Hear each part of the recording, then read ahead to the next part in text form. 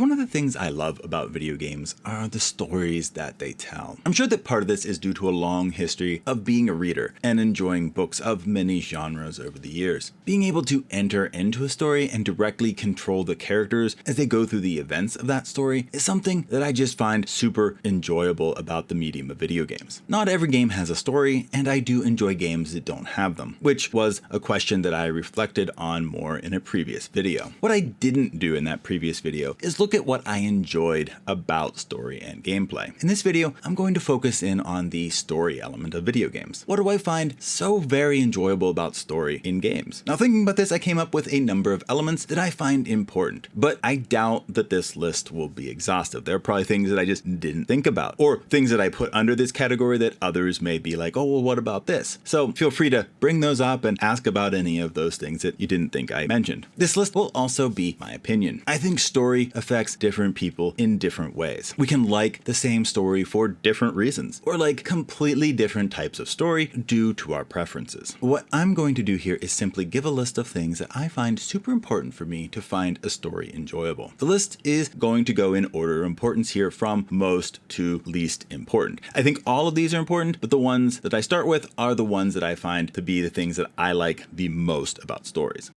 The element I find most important in a story are characters. I really struggle to like a story when there are characters that I just don't like or enjoy spending time with. I can usually forgive other aspects of a story if I like the characters that I'm taking the journey with. Now, I'm primarily talking about main characters or really strong supporting characters in the story. And main characters in video games can be done in a number of different ways. There are games where the main character is highly customizable and can allow varying degrees of freedom to play that character in different ways throughout the game. While I do enjoy games that have this kind of main character, these type of games are hit or miss for me when it comes to the strength of the story. In games like Skyrim and Fallout 3, this doesn't work for me from a story point of view. These are both fun games, but I find that the characters do not really impact the story very much for me. While on the other side, games like Dragon Age, the Baldur's Gate series, the visual novel Our Life Beginning and Always, your decisions in the game and the characters around you are strong enough to create a solid story despite your character being customizable and leaving a lot of options available. Silent protagonist games wind up having a similar issue for me, as it really depends on the cast of characters around them and how they are used to impact the story, instead of focusing on how your main character does. Personally, I don't love the silent protagonist approach, but there are definitely games that make it work due to the supporting cast or just having other elements of story come together to really make everything work well and make up for a silent protagonist that doesn't really interact with the world as much as I might like. This leaves characters that are defined, that have a name, personality, that actually interact with the world with little to no input from the player. Now, these are definitely my favorite type of characters, but it's also very possible to have characters like this that are very forgettable or simply unlikable in general. This kind of style can be a single character that is focused on, like Peter Parker or Miles Morales from the Marvel Spider-Man series, or Aloy from Horizon Zero Dawn. They interact with the world, and you may get some choice in terms of dialogue, but they are their own character. While there may be supporting characters that help the narrative along, you're primarily following one or maybe two characters through the story. Then there are the games that have more ensemble casts. The Final Fantasy games are a good example of this, at least starting at around Final Fantasy IV. While there may be a main character that is centered on, the rest of the party plays a much larger role and shares the spotlight with that main character. In Final Fantasy IV, while Cecil may be the main character, many party members like Kain, Rosa, Rydia, and Yang play significant roles within the story. You also have games like Final Fantasy VI, which is even more of an ensemble cast, and it's really hard to pick out one main character from the narrative. I don't really have a preference between these two styles of defined characters for the narrative. It really just depends on what the characters are like, and if I'm able to enjoy them or feel like they are fitting for the narrative. If you're curious for a game that I disliked a distinct character, the most recent game that comes to mind that I've played is 12 is Better Than 6. Now, many probably haven't heard of this game, but the main character is just not a good guy in the least. He's definitely a villain protagonist, and it could just be that I really don't tend to enjoy villain protagonists very much, and that's what made me not like him, because it just makes it hard for you to really root for the main character that you're playing as when they're just kind of awful as you're going through the story. If it's hard to root for the character you're playing as, then it's really hard for me to to enjoy that story. I tend to enjoy stories with set characters the most, since if they're done well, they usually have tighter narratives. While some styles of games, like ones with open worlds, can be an exception to this, ones with relatively defined characters still tend to have a tighter narrative than ones that don't, in my opinion. So like the Fallout games and the Elder Scroll games don't have quite as tight of story, in my opinion, as say games like Horizon Zero Dawn or the Spider-Man games, even though they're also open world. To me, characters are the lifeblood of a story. If I don't like the people in the story, then it can really hinder my enjoyment of the other elements of the game. Who you're able to be or travel with on the journey is just so important for me. The second aspect of story that I find really important is the main conflict or goal of the story. While characters may be the most important to me for a great story, what those characters are setting off to accomplish is also very important. Now, this doesn't necessarily have to be some epic quest. Those aren't the only types of stories I enjoy in games, as I can still enjoy the story beats of a game like Stardew Valley because it fits what the game is trying to accomplish. It's more about learning the story of the characters around you than having a world to save or evil empire to overthrow. Now, I know for many that Stardew Valley isn't necessarily a game people would be referencing for a deep story, but my point is simply that these story parts really fit the game, and I know for me were kind of a surprising cherry on top of really fun gameplay. The way that the general conflict and plot interact with the characters and the world fit that game really well and made it work so much better than trying to shoehorn something that wouldn't fit a game like that. Now, oftentimes the plot of a story may start out small, but then you're led into a plot that increases in scope and size as the story unveils. Final Fantasy IV is a good example of this. Cecil starts the game simply trying to get back into the good graces of his king after asking for a reason behind certain acts that Cecil and his crew found wrong. This is what sets him off on his quest, but through the course of the game, it becomes a story about facing off against his former kingdom and an even greater evil that is seeking destruction behind the scenes. Now, if I'm honest, cliches in plots don't tend to bother me that much. Ideas like evil empires, saving the world, whatever other ideas that people might think are generic or cliche, it just doesn't turn me off. I don't need some new style of plot to find a game enjoyable. It's more about the execution, and as I mentioned in my last point, the characters who are driving that plot forward. I'm not necessarily looking for a plot that blows my mind, but for a story that is an enjoyable ride, even if it is on well-trod ideas. If it does blow my mind, that's great, but it doesn't have to do that for me to get invested and really enjoy what's going on. Now, this doesn't mean that there aren't games that I dislike the story about or find the story a bit underwhelming. Sadly, Bethesda games tend to have stories that don't really connect with me all that much. Games like Fallout 3, Oblivion, and Skyrim were games that I had a lot of fun with and spent a lot of time playing, but the stories haven't really stuck with me as much as exploring and interacting with the world has. Like, that was where I found a lot of my enjoyment in these games. Now, you might be asking, are there certain types of conflicts or goals that I tend to like? Now, I do enjoy the stories that have epic face-offs between good and evil. Whether this is fighting an evil empire like in Final Fantasy IV or VI,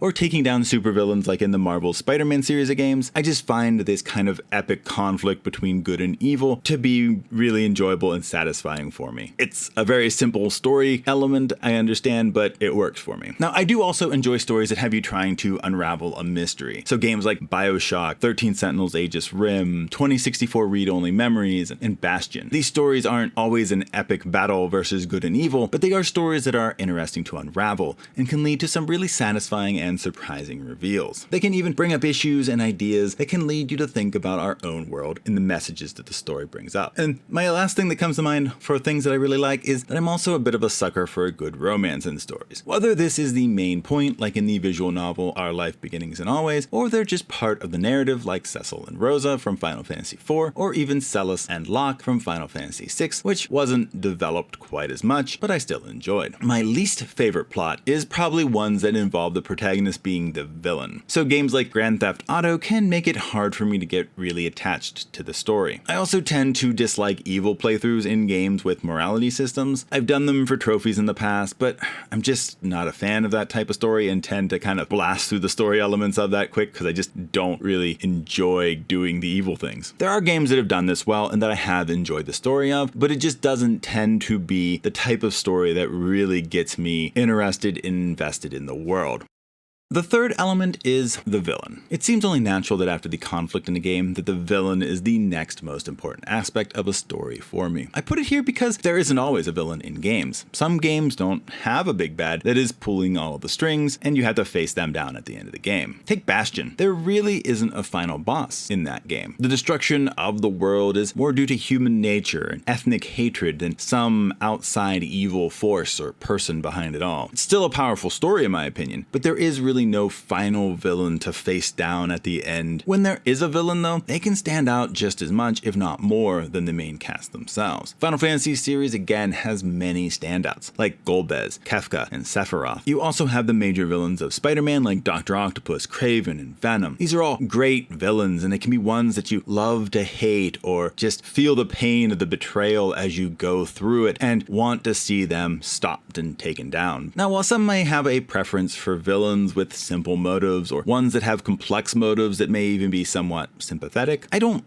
really have a preference here. I think both can work, but both can also fall short. Some villains can feel a bit too generic, while others can be too complex, where you don't really understand their motives all that much at all. I can't think of any that are too complex off the top of my head that I found myself wondering what they were doing, but there are a number of very generic ones that don't leave much of an impression. Looking over games I've played since keeping track of my games, the antagonists of Jak and Daxter don't really stand out in my memory very much, as they weren't very active in the story and didn't really have memorable goals or moments within the story. It was kind of a generic, we're gonna be in control of the world by doing this evil thing. It just wasn't very memorable. They don't really stick out in my mind all that much. While I would never say that I like villains just as much as the protagonists, a good villain can really set up a nice conflict that has you rooting for your heroes and waiting expectantly for the moment when the villain finally gets what's coming to them.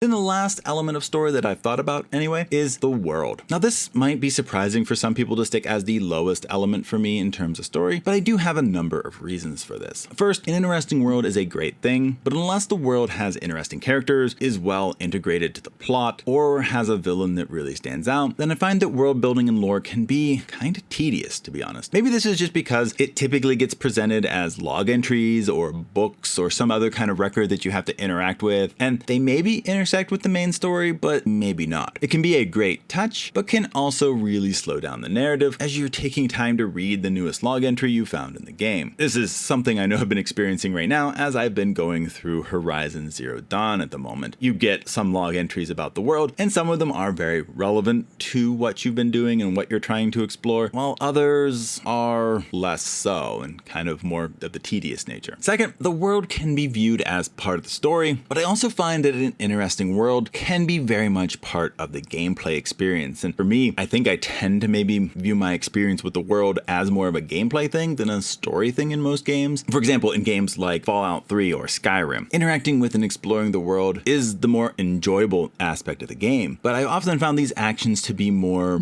fun from a gameplay point of view of exploring and taking on various quests or enemies. These didn't always have anything to do with the main story of the game, but were just kind of fun aspects of the world that you got to kind of play around with and do while interacting with it. Lastly, worlds can be kind of hard to make overly distinct. There are games that have done it, like the underwater city of BioShock, the vibrant machine animal-filled apocalypse of Horizon Zero Dawn, or the crazy underworld hotel of The Upturned. However, there are many that may seem somewhat generic on the outside, but the story is able to surpass what may appear to be a rather run-of-the-mill world. I guess what I'm trying to say is that a world doesn't have to be super unique for me to enjoy the story. Even if a game may appear to have a generic fantasy setting or a generic gray-brown post-apocalypse setting, that doesn't have to mean that this story is bad. Just like a unique world doesn't necessarily make for a great story. So while I do enjoy well-developed worlds, I find that it just doesn't rank that high on what makes a story interesting for me. It's a great addition, but not a core part of the story for me, except for what parts of the world and its history actually connect to the main narrative. Now, these are the 4 things that I would say contribute to a good story in my opinion. I'm sure that this isn't the order that everyone would put things, but this is how I tend to find story enjoyable. Also, as I said, this list is probably not exhaustive either. Honestly, I wouldn't be surprised if people mentioned things that I didn't really think of to add to this list. That said, I'd love to hear what makes a game's story great in your opinion in the comments. You can also say what things you don't like to see in your stories. You can have questions about some of the things I've said in the video. If I didn't cover something that you have a question about, feel free to ask. It's always enjoyable to hear the opinions of others others and see where we agree, where our tastes differ, all those things. It's also enjoyable to kind of have questions that want to flesh out my own answers even more. Feel free to continue the discussion in the comments, and I'll look forward to seeing what people have to say. That's all for this video though, so I'll see you next time.